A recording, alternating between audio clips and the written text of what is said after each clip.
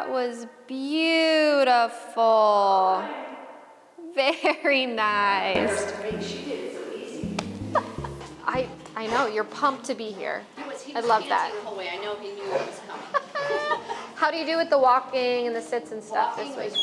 was really good. The sitting was really good. He did very well this week. Obviously, Okay. He's doing really well when we're walking, and I think, oh, maybe I'll let him go.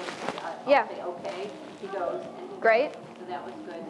One thing that happened is family dinner again. Everybody's there. Yeah. And my one son, but he hasn't used stern voice with them. Still doesn't excuse it. I was not in the room. Sure. And he went down and he was like, hey, Dublin, and Dublin at him. Yep. He did. He drew some blood. Okay. I don't know. Sure, sure. Does he usually do that and it's fine, or is that a new thing that he did? I mean, he has done that to other people here and there. Yeah. Randomly. Well, I mean, is that something that your son usually does to him? Like get in his face like that? Sometimes, yeah. Okay. The only thing that we were thinking is that, like, prior to the training, he and another, Steve, would like, firm, sit down and, like, I don't know about that. Sure. But, like I told him, I said, even if, when I came back, he goes, well, it's too late. I said, no, you still have to say no, you know, and then tell him what you want. Sure, sure. I mean, in an instance like that, I'm not surprised that he did that, because especially these breed types, like they don't like it's very confrontational. Okay. So that likely could have caused it, like where if you go right up into their face, even dogs that like you know and have been fine with you, when dogs go face to face like that, it's conflict. Okay. There's never good intention behind it. Okay. So if another dog approaches a dog and they go right in their face, that's basically an invitation of like, you're either gonna back down or we're gonna fight. Okay. And so when you have a dominant male like he is, Yes. he's gonna fight. So We don't think you're dominant with the other dogs, but anyway. yes, we don't. No, I'm just. Yes, like we don't want him to do those things, obviously, but we also have to be realistic Yes. about what positions we're putting him in. Where if we're gonna go face to face with him, you kind of have to like roll the dice and be like, okay, well, He might do this. he might do that. Okay. You know, so that's something where I would make a blanket rule with everybody that like you don't put your face right in the dog's face. Even with dogs that are the friendliest thing in the world and don't have those personalities, I always tell people not to do that anyways. Okay. Because again, it's very opposite of like friendly dog behavior. Yes. Either no dog likes it. You just have dogs that are going to be more tolerant of it than others. Okay. And he's obviously got a lower tolerance for it. Yeah. My shepherd's like that too. I mean, like, he'll tolerate it from people he really has a good relationship with. Right. But if a stranger did it, they're going to leave bleeding. And even if people that he like knows but doesn't know super well do it, then they're going to get nailed too. Okay. I still have it on a 60. So. I'll adjust it now that we're going to work on something new. The reason I know, and the reason why I had to do that is because, again, you know, we're 3 weeks into the walking and the sits. So when he's just kind of like, you know, just lollygagging, it's like, no. Just because we're having a conversation doesn't mean I've forgotten what you need to be doing. A lot of times what happens is when the humans are engaging in something else and get distracted, the dogs think that that's the time to do whatever they want.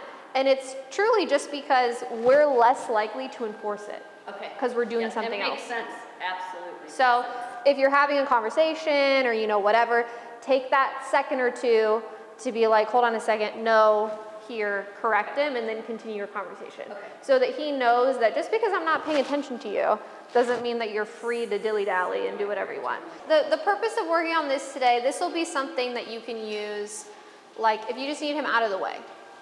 So like if you do have a bunch of people coming over, you know, and stuff like that, where this command isn't as like a way to avoid him doing nuisance behaviors.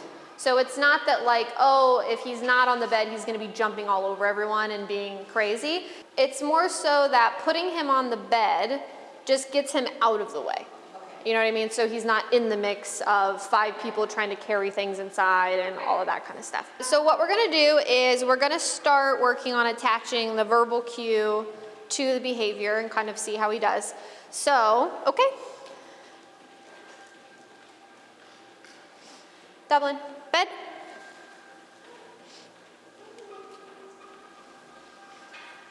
Good. So my expectation for this is I want all 4 feet to be on here, and I want him to stay on here until we give him the okay. So if he were to get down prematurely, at this point I'm just going to use leash pressure to just guide him right back up. I'm not really going to do much with the e-collar. I have the e-collar ready for if he tries to mark anything again, I'll correct him. But as far as the command itself, I'm just going to be using leash pressure to put him back up there. Okay? Bed. And same thing, if I say the word bed and then he needs some help, I'm just going to use my leash to guide him up.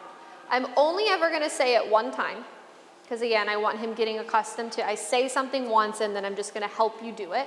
The difference between this and what we're doing with the walking or the sits is that we're confident he knows the expectation of hear and sit, right?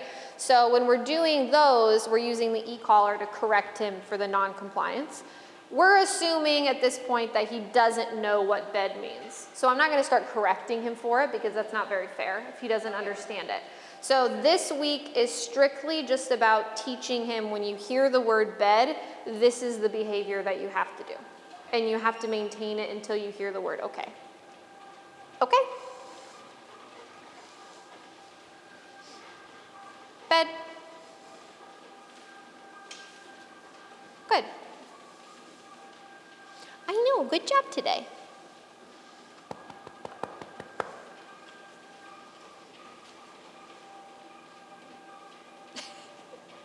You got scared of the lanyard? Yes, he does as soon as he sees it. He is.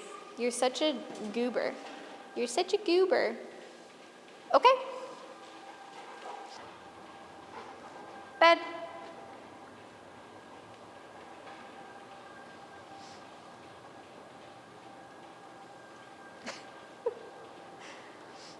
And I'm not gonna challenge him to the point where like I'll put the leash down and really try to walk away, but you can move around a little bit, you know, just at the end of the leash, just to see if you adding movement causes him to think that he's done and he can hop down. And again, if he does that, I'm just gonna guide him right back up. And then try it again. Good boy. Very nice. Very nice.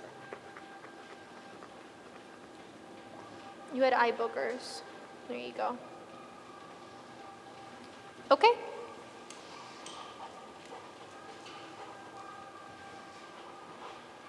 Bed.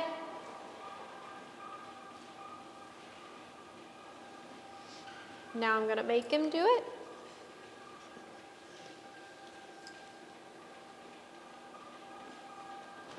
Oh, okay. He said, I mean, if you're going to twist my arm about it, I guess I will.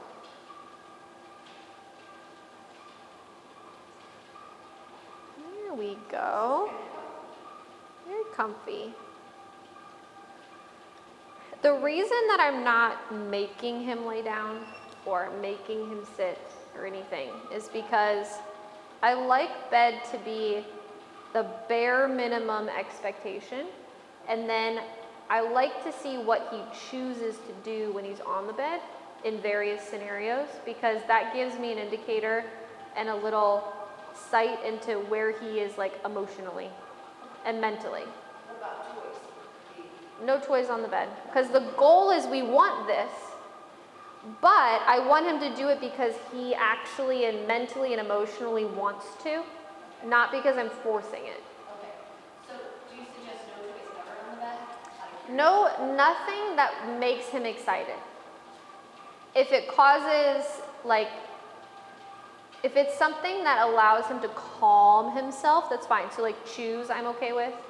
So like antlers, stuff like that is fine. Because chewing and licking and things like that, that's like a calming, soothing behavior.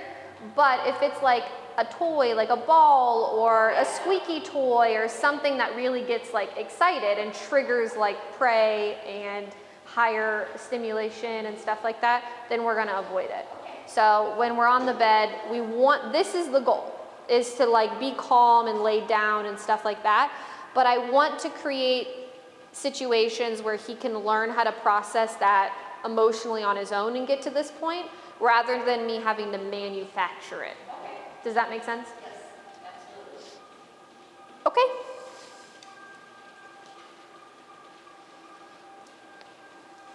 Dublin, sit. All right, now you're good.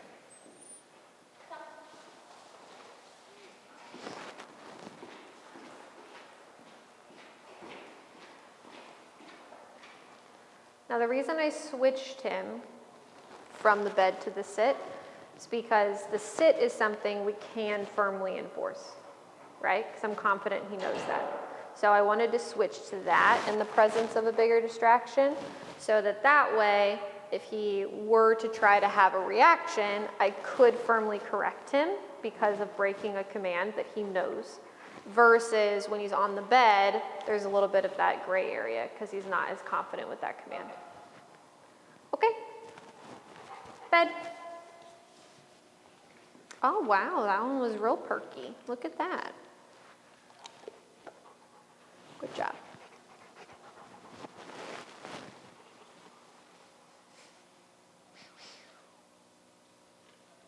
Okay. All right, you're up.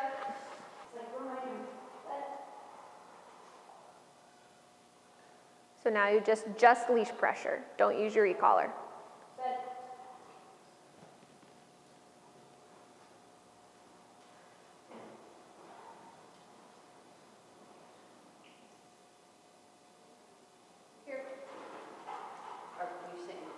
Yes. We're just doing okay for right now, just because since this is a brand new command, I don't want him having to go from multiple commands. I just want him to understand the one, and that's what we're focusing on. Yep, now use leash pressure to make him get up there. Very good. Mm-hmm. Once you have said bed, you've given him a second to see if he's gonna act on it. Once you engage pressure to start getting him up there, you just then have to follow through. Avoid like trying and then stopping. It's like once we've started, we're not stopping until all 4 feet are up there.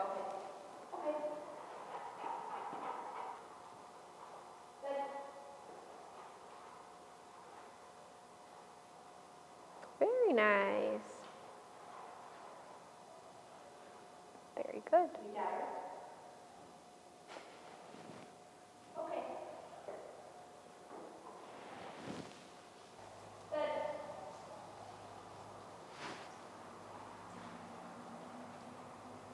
I think he seems to enjoy, the training process. Like he likes having like a sense of purpose, and something to do. I know he does. I can tell his behavior definitely changes him when he sees. Yeah. He said, "This is serious." When he sees this, he looks at me like, "What did I do?" It's business time. Okay. No, it's a good thing. It makes me happy because I know he likes it.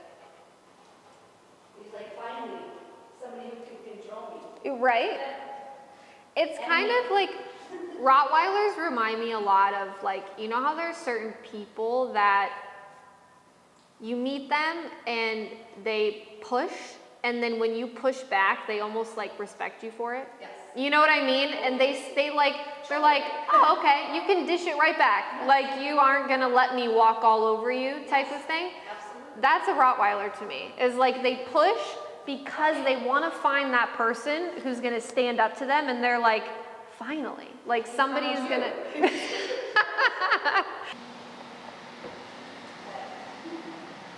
What if he just goes on it? That's okay.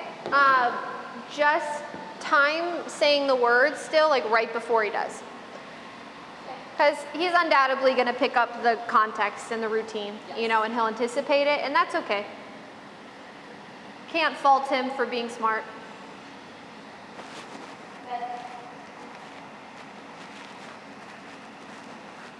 like I said, the goal this week is strictly a lot of repetition of hearing the word and doing the correct thing so that that association is super strong. We're not really going to start using this in like a practical way yet. We're just teaching it. So don't expect him to really be able to do it well in big distracting environments and all that kind of stuff. It's just, this is going to be a training session you do for like 15, 20 minutes a day to really teach him it, and then we'll start using it in a more practical way later on. We'll see how he does with some downs here. We're going to try to lay down. Oh, beautiful. What a guy. Okay, all right. Are we becoming friends? This is evidence.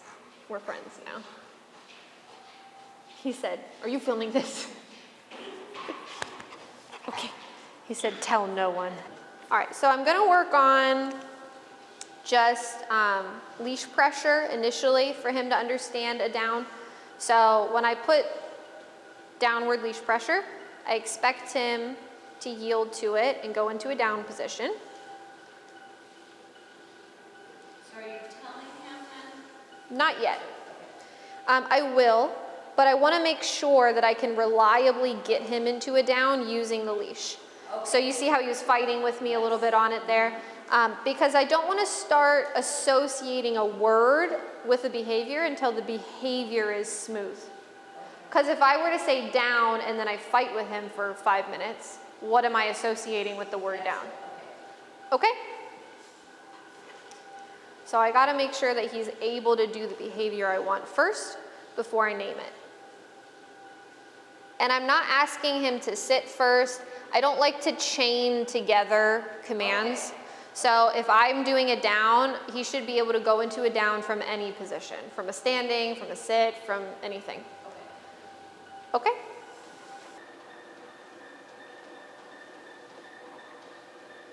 There we go. Good boy.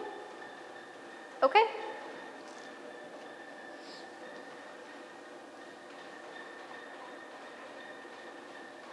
Good boy. Okay? You're going to say the word down, and then you'll just step on the leash and do a little bit of downward leash pressure if you need. So you want the word down to come first before you do anything else? Down. And then keep your leash, so keep it a little, you can stay where you're at next to him, but a trick is raise it up a little bit, now put your foot on top of it and step it down. There you go. Now you don't have to work in all that extra slack because you start a little bit shorter.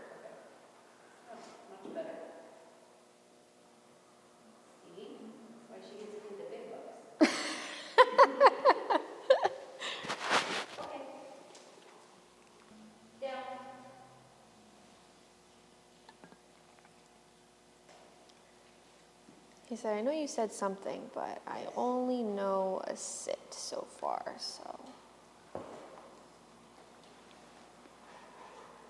There you go, good. And as you play around with this, you'll find the finesse in it. You know what I mean? Of like, and it takes practice. You only learn by doing it. You know what I mean? So it gets easier the more you do it. Gets easier the more you do it.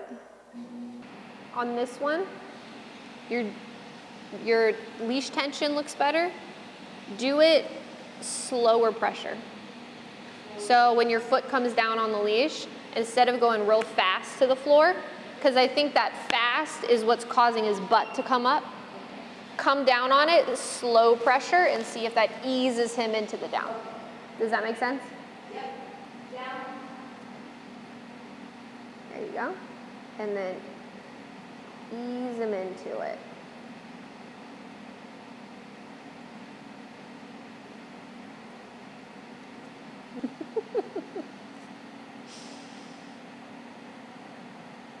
There we go. Perfect. All right, your leash tension looked good on that one. Your rate of speed was good. The angle that you come down, you're coming a little forward with it, and I think that's what's causing him to stand up and come forward. So when you bring your foot down on the leash, almost like straight down or even a little back. Yeah, back towards his hips a little bit. Yeah, so and it also, instead of him, so like if he's here in his sit, instead of him being pulled forward and then he's gonna do that, if he's pulled back a little bit, he'll almost do one of those. More back here? A little bit. Okay. Like, go ahead and release him. Okay. And then, come here, buddy. So then when we do it, Dublin, down. And I come up here with the leash pressure, I'm almost gonna come like this a little bit. You know what I mean? So what that does is it keeps his body in that same spot rather than him feeling like he's gotta move. Okay. Okay? Let's see if I could do it. Probably not. You got it, you got it. Like I said, this stuff only comes with practice.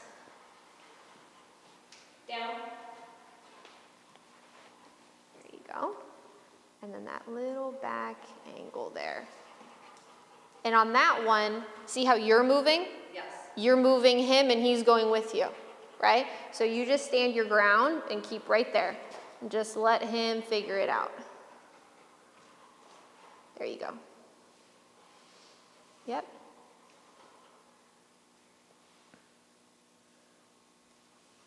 Instead of to the side, pull back towards his hips almost. There you go. Oh, but I'm moving. You see how you're moving a little bit? It's so weird, the little tiny little things. No, this is good. But keep going, don't give up. Push his butt down. There you go. You got it. You got it. Stay right there. Yep, push his butt back down. Stay right there. There we go. I see what I see. I'm like trying to get my feet out of the way. Yeah, and then he's like, oh, we're going somewhere. And he's going with you.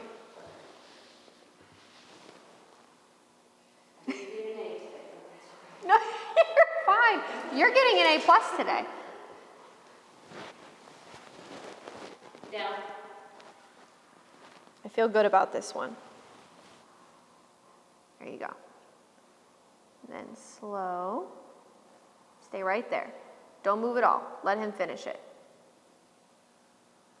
Perfect. Let the pressure kind of do its work. You know what I mean? Like you apply the pressure nice and slow and then give his body time to be like, oh, I need to do something. I think maybe you're going a little too fast too, of like, do it quickly, do it now. Very good. All right, do a few more of those now that you got a hang of it.